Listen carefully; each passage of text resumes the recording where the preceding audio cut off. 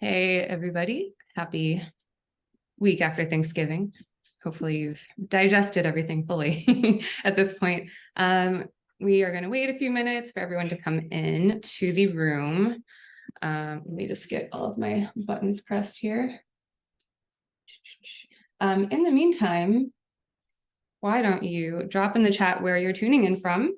Because I'm always curious to know where everyone is tuning in from for these events. And if you had any seafood for Thanksgiving. I did have seafood in Kansas City when I was visiting my mom for Thanksgiving. I made a mac and cheese with Dungeness crab, and it was spectacular. No one wanted to eat anything else. So hello. Yeah, it's chilly in New York. I'm in New York now. I'm not in Kansas, but it's really cold here. Oh, nice, James. You had salmon for Thanksgiving. Hope it was a hit. Couple people from Jersey. Hello, hello. Hi, Pat. Let me get all my windows closed and open here. For those of you coming in, just curious where you're tuning in from, if you want to drop that into the chat. And if you had any seafood for Thanksgiving, I did. And it was definitely something I want to continue. My family is not, I thought they used to be sticklers about tradition, but as the family's gotten smaller over the years, I feel like people have gotten more open to letting me just do whatever I want at the table and deciding what we're having for dinner. Hello, Vicky from Lake Tahoe. I've always wanted to go to Tahoe to go skiing. Well, Deborah, maybe next year.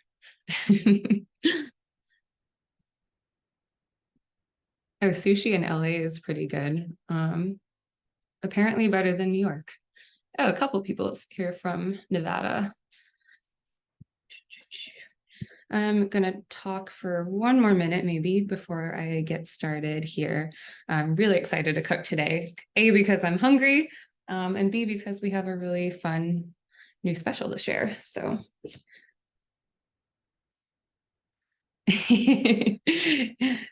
All right, Irving, we'll do. I'll stay at your chalet if you don't mind. So, all right. So let's go ahead and get started. Hi, everyone. I'm Kat. I'm part of the Wild Alaskan Company recipe team. Today, I am going to make a very, very simple, I would say seasonal recipe, but it's a recipe that you can sort of bring with you from season to season by changing out one or two ingredients.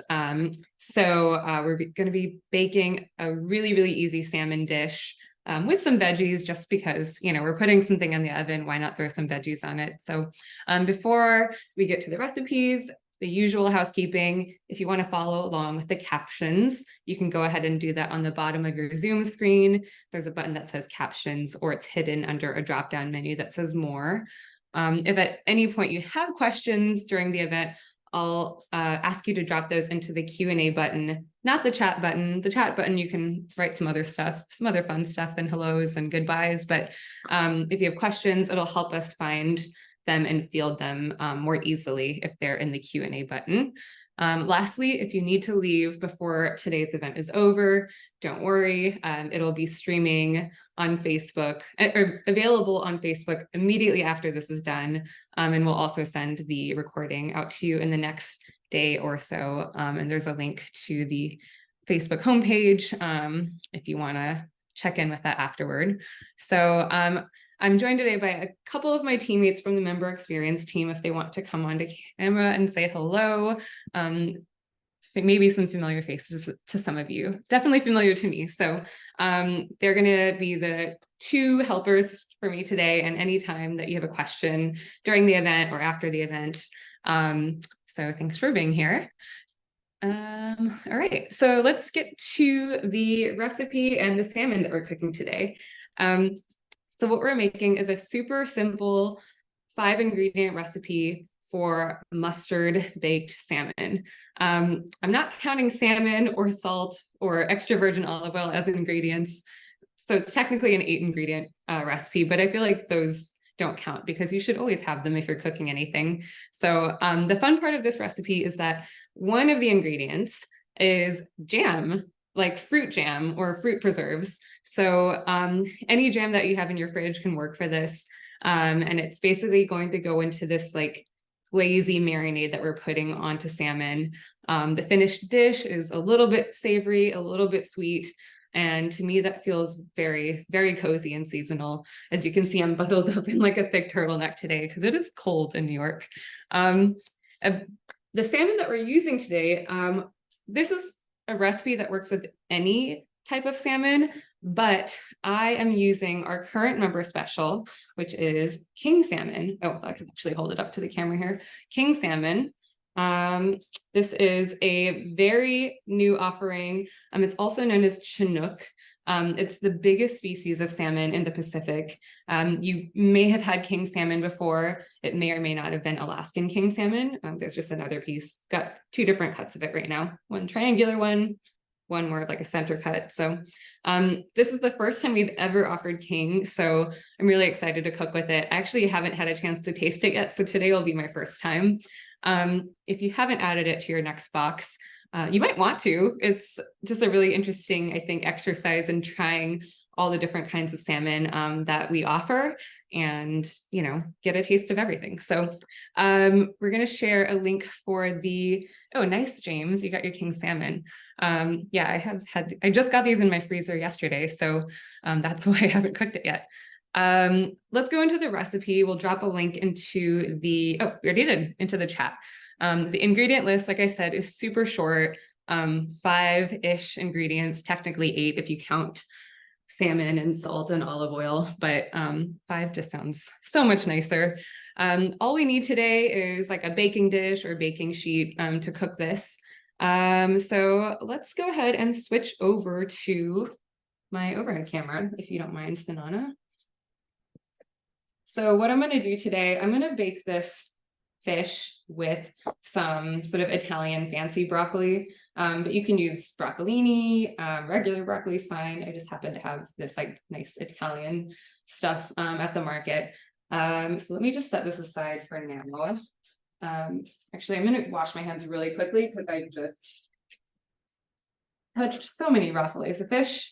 So the 5 ingredients for this that we're using, we have some regular Dijon mustard, and I like mixing in some whole grain mustard too for some texture.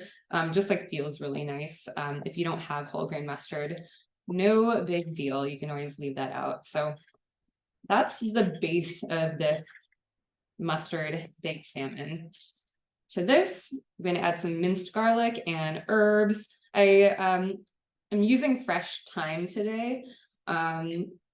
Feels like a nice sort of fall winter flavor. If this were springtime, I might use something like dill instead, like dill and asparagus instead of broccoli and thyme, but totally up to you. You know, if you want to make it feel a little more seasonal or just make what you like. So to that, if I can get this jar open, I'm going to add some jam. I should have loosened this jar before I started the event, actually. Well, try that trick. Maybe this jar is totally new. Well, let me see what else I have in the fridge because I'm totally stuck right now. To this, I'm going to add a little bit of olive oil and salt. I will season the fish here in a moment. Let me look for another jar of jam really quickly because otherwise we don't have the secret ingredient for this recipe. Oh, perfect. All right. So forget the stuck jar of jam. That's not going to get opened by me today.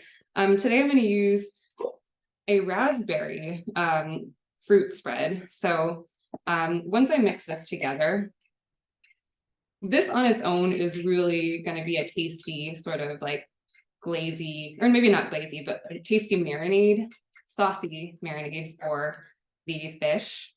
But to that, I'm going to add in, well, I'll use a different spoon.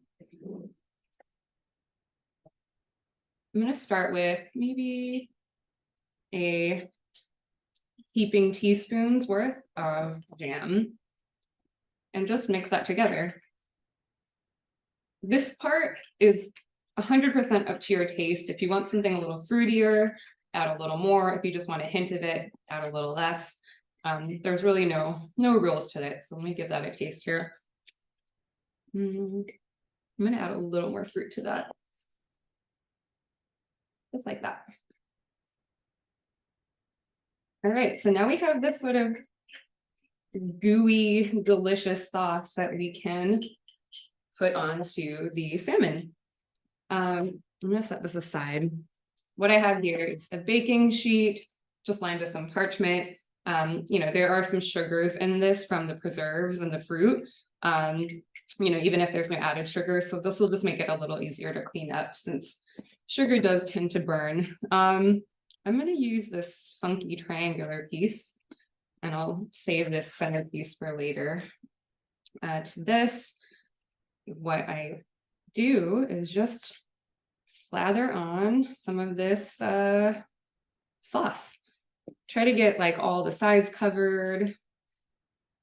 Like king salmon is a lot thicker than coho and sockeye because it's a bigger fish. So definitely don't overlook the sides here.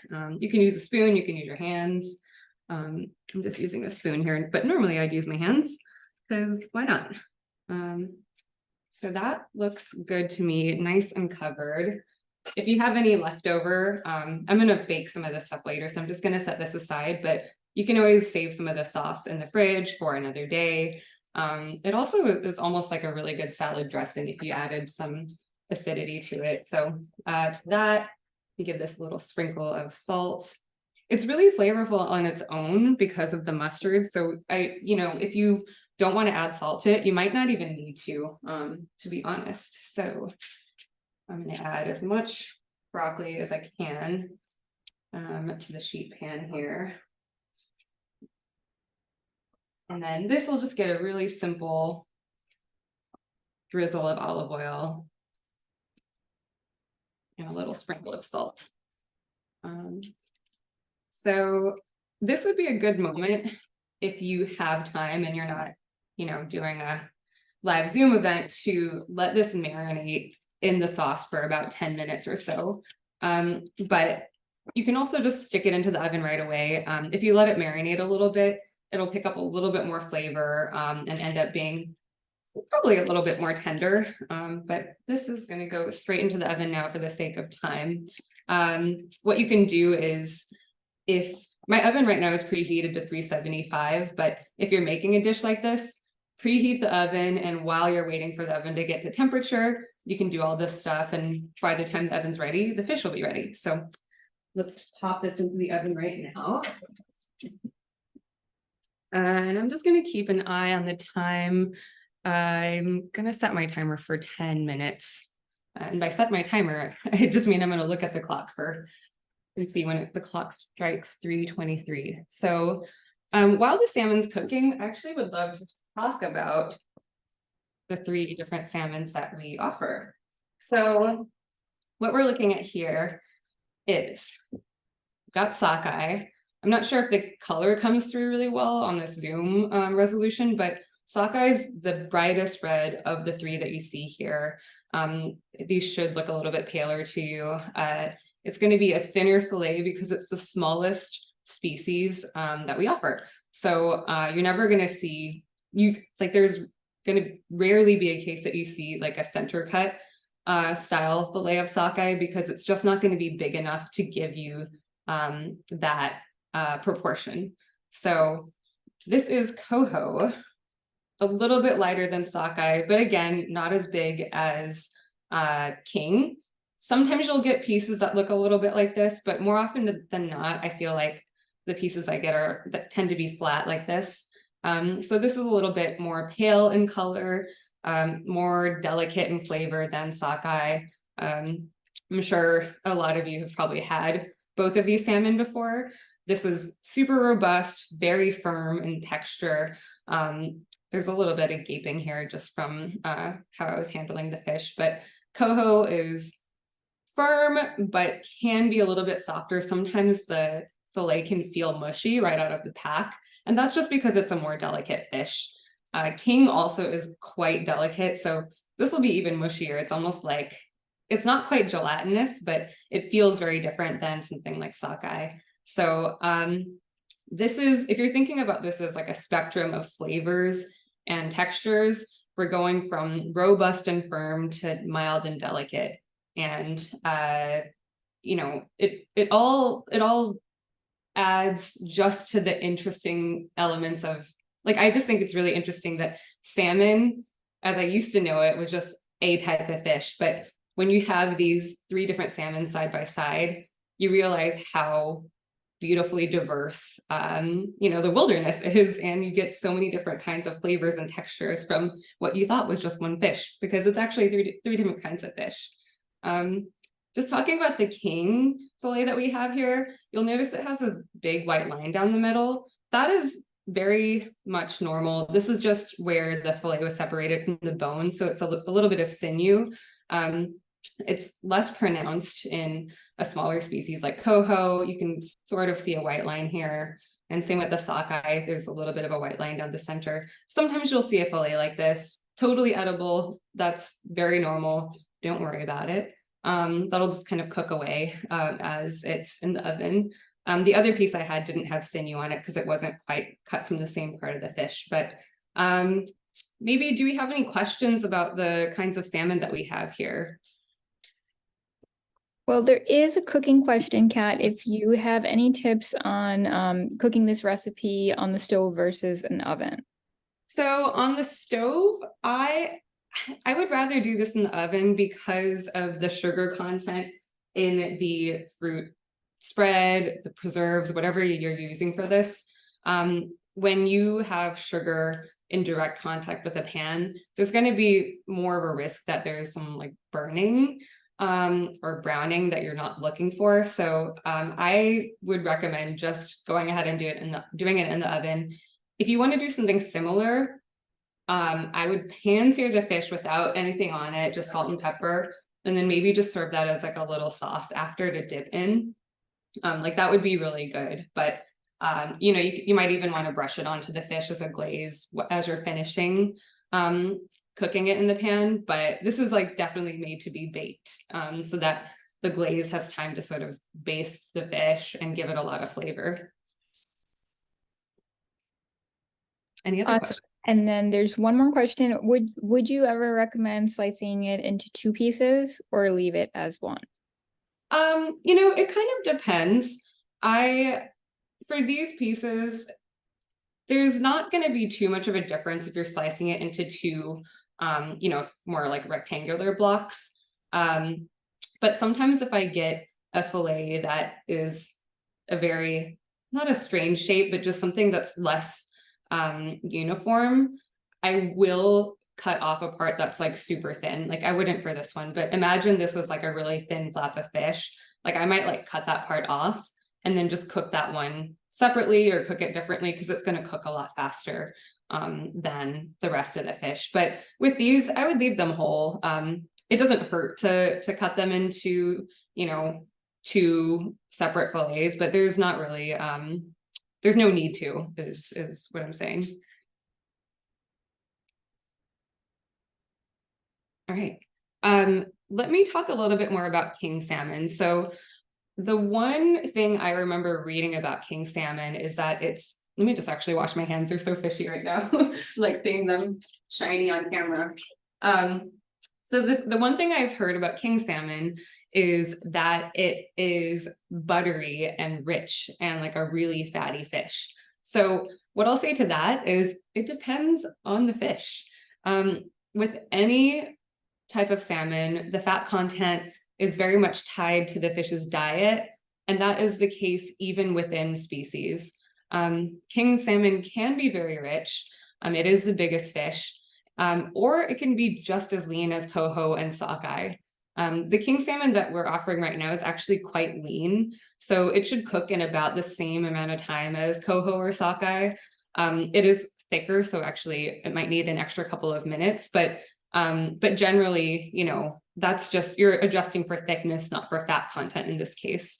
There are so many river systems in Alaska, and the salmon from each fishery are going to taste different. They're going to look different than other fish from other fisheries. and they're also going to have different fat contents. And even within the seasons, if you're having salmon that was caught early on in the season versus late in the season, the fat content will vary, the flavor will vary. So that's just, something that I find really interesting. It's almost like if you're buying a bottle of wine that has a really nice expression of where it's from, was it by a river? Was it grown in volcanic soil? All of these things influence the grape and give it terroir. So the salmon is almost like, I like to think of it as, these are like different varieties of wine here. It might be one type of grape, one type of salmon from one side of the hill, but the salmon from the other side of the hill is going to taste very different. So, enjoy that the next time you have some red wine with some salmon, which you definitely should. So, anyway, ultimately, if you're trying to decide which salmon to make, it's completely up to you. You can cook any of these varieties of salmon with any recipe. I know I have my personal preferences for what I think works well with a particular species, but that's really up to you and your own taste buds, your own preferences. There's no right or wrong options, whether you want to do sockeye, coho, king. Yeah, so any questions right now? I have a couple more minutes before my fish is ready. Yes, we do have a few. One was, does king salmon need more time cooking because it's a thicker fillet? Yes, definitely in this case. It's not necessarily because it's fattier, because like I said, our king salmon is pretty much on par with the fat content of the sockeye and coho that we have. But this is substantially thicker than something like this. I'm definitely blocking that with the shade. And same with the coho. And that's something that you're always going to want to adjust for within, from coho to coho, from fillet to fillet. The thinner the piece, the quicker it's going to cook. So king salmon in this case is going to take longer because it's thicker. So the piece I have in the oven now was quite a bit thicker than these pieces. So, if I was cooking a thinner piece, 8 minutes is probably good. And today, I think 10 minutes is the number. So we'll check on it then and see if that's enough time. Awesome. And does king salmon tend to have more fat? I would say that it depends. It has the potential to have much more fat than sockeye or coho. And a lot of that is because of its diet. In this case, the king salmon that we have is quite lean.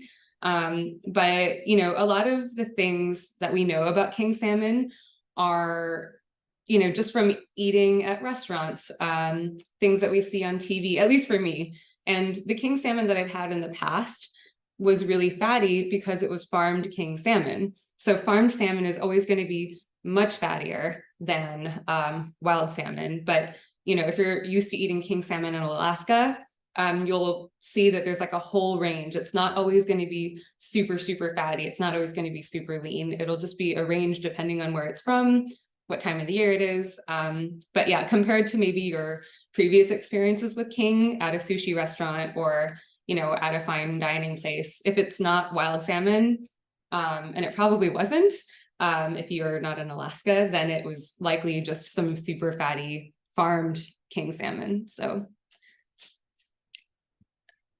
amazing. And then would you also season the skin? I would season the skin. I didn't today for the fish that I'm cooking now because I don't even think I needed to add salt to it, honestly. There's so much flavor in this concoction that we made earlier because of the mustards. So yeah, I season the skin, I season the flesh side.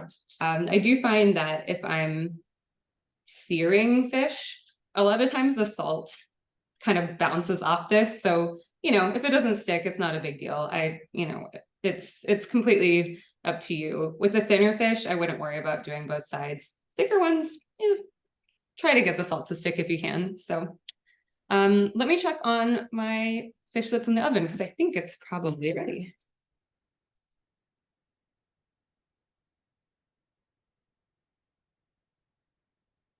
That looks bubbly or sounds bubbly and delicious. I don't know if you can hear that in the audio, probably not. I don't think my computer mic is strong enough. So the king salmon cooked up to this really beautiful, delicate color. It almost doesn't even look pink anymore. Let me transfer this to, well, actually, first, let's see if it's flaky. Perfect. Just like pops off the corner of the fillet, just like I like. So, really, the thyme, not the thyme, T-I-M-E, but the herb thyme, that added so much nuance to this, and it was just a pinch of herbs. Really tasty. Even though the king that we're offering is lean, this was super delicate and really, really juicy, like a very moist fillet. Some of that is the marinade itself, but a lot of that is the fillet doing the work for you. So let me get this off of the baking sheet and onto a plate. I believe that entire fillet should be done. And if it's not quite done in the center, because this is super thick, it should finish cooking on the plate.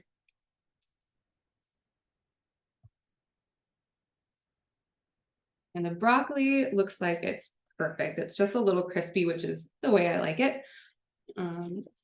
This piece might be a little raw, but these look perfect.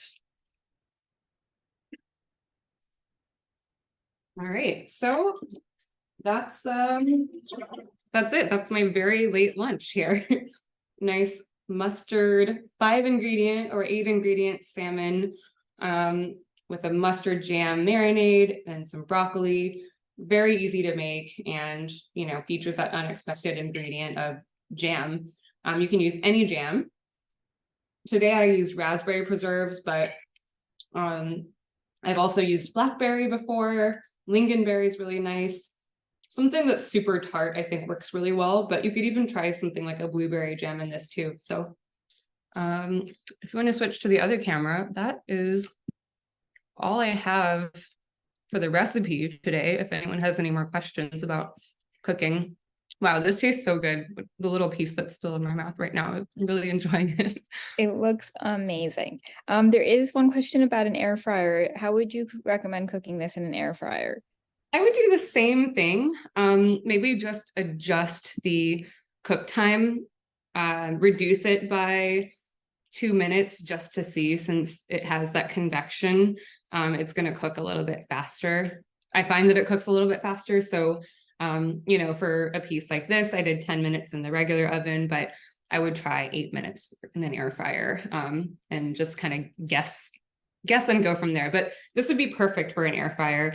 All of the sugars and the mustard, it'll really have a chance to caramelize in that dry heat of an air fryer. And make sure that you put it skin side down as well. I'm sure you know that if you've cooked salmon in an air fryer before. Hopefully you know that, but anyway. And also, how can you ensure that it is done and you don't overcook it? One way to make sure you don't overcook it is to always err on the side of less time, because you can always add more time to it. So, especially when you're cooking with a new species or maybe just a different cut of fish. This is much thicker than the typical fillet that I get in my, regular box, because this is a special offering that we have. So, and it also is the first time I cooked it. Like I said, that's very true. I'm not making lies for TV here. So, I would err on the side of less time just to get to know the fish, to get to know what its limits are. But I felt like pretty safe about 10 minutes being good for this. So I just got lucky today. And the other thing you can do, this won't prevent you from overcooking it necessarily, because if you already leave it in the oven too long, it doesn't matter what the temperature is, but you can use an internal read thermometer, especially for thicker fillets of salmon. If you have king, or thicker fillets of cod or halibut, sometimes I get really chunky pieces. That the instant read thermometer can get a good read of what the temperature of the fish is on the inside. So you'll know that it's either underdone or possibly overdone. But yeah, for me at this point, the easiest way for me to see if something is ready is just to take a corner of the fish and see how easily a piece flakes off. I don't know. For some reason, I find that really satisfying to have like a perfect little triangle come off of the fillet. So that's my favorite way to see if it's done. Great. And then can you also use marmalade? I would try marmalade. I don't see why not. It just add in the same, you know, same rules basically apply. Add in a little bit, see if you like how it tastes, and you can always add some more. I do really like citrus and salmon together. So something like orange could be really, really delicious.